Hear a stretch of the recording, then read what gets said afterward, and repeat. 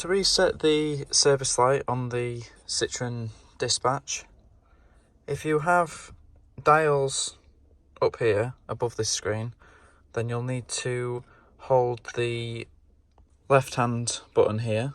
If you don't have the dials, as far as I know, it's the right hand button. So with the ignition off, hold the left button here and turn the ignition on.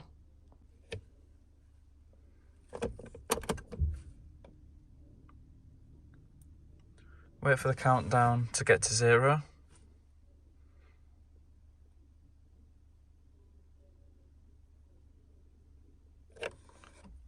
And that's the service light reset. Thanks for watching. I hope this video has helped. If it has, then please do take the time to like and subscribe. And for more videos on this car and many others, please do check out my channel. Thank you.